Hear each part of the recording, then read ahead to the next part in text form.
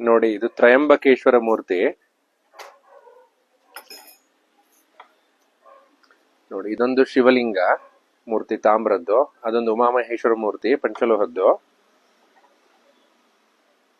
ಇದು ಇನ್ನೊಂದು ಶಿವಲಿಂಗ ಮೂರ್ತಿ. ಇನ್ನೊಂದು ನಾಗಾಭರಣದ ಜೊತೆ ಇದೆ. ಇನ್ನೊಂದು ಉಮಾಮಹೇಶ್ವರ ಮೂರ್ತಿ, ಸಣ್ಣ ಸಣ್ಣ ಸೈಜಿನದು, ಮನೆಯಲ್ಲಿ ಪೂಜೆಗೆ ಇಟ್ಕೊಳ್ಳೋದಕ್ಕೆ ಅನುಕೂಲವಾಗಿರುವಂತದ್ದು. ನೋಡಿ, ಇಲ್ಲೊಂದು ಹಳೆಯ ಸೋಮಸ್ಕಂದ ಮೂರ್ತಿಯ ಒಂದು ಅಚ್ಚು ಬೇರೆ ತೋರಿಸಿದೀನಿ. ಇದು ನಂದಿ ಮೂರ್ತಿ, ನಂದೀಶ್ವರ, ನಂದಿಕೇಶ್ವರ. ಇದು ವೃಷಭ ಮೂರ್ತಿ, ಅಲಂಕಾರಕ್ಕೆ ಬಳಸುವಂತದ್ದು.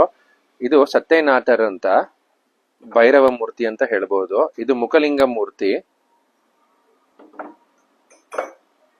ಇದು ಒಂದು ಶೈಲಿಯ ವೃಷಭ ಮೂರ್ತಿ. ಇದು ಇನ್ನೊಂದು ಶೈಲಿಯ ಕೂತಿರುವಂತಹ ವೃಷಭ ಮೂರ್ತಿ. ನೋಡಿ, ಇಲ್ಲಿ ನೀವು ನೋಡ್ತಾ ಇರುವಂತದ್ದು ವೀರಭದ್ರ ಸ್ವಾಮಿ, ನಂದಿಕೇಶ್ವರ, ಮುಖಲಿಂಗ, ತರಾವರಿಯ ಶಿವ ಪಾರ್ವತಿ ಮತ್ತೆ ಶಿವ ಕುಟುಂಬದ ವಿಗ್ರಹಗಳನ್ನು ಕಾಣಬಹುದು. ಇಷ್ಟೆಲ್ಲ ವಿಗ್ರಹಗಳು ಒಂದೇ ಜಾಗದಲ್ಲಿ ಕಾಣುವಂಥದ್ದು ಬಹಳ ಅಪರೂಪ, ವಿಶಿಷ್ಟವಾದದ್ದು, ವೈವಿಧ್ಯಮಯವಾದಂಥದ್ದು. ಎಲ್ಲೂ ಕೂಡ ಇಷ್ಟೊಂದು ಶಿವಲಿಂಗ ಮೂರ್ತಿಗಳು ಒಂದೇ ಜಾಗದಲ್ಲಿ ಅಷ್ಟು ಸುಲಭವಾಗಿ ಸಿಗುವಂಥದ್ದಲ್ಲ.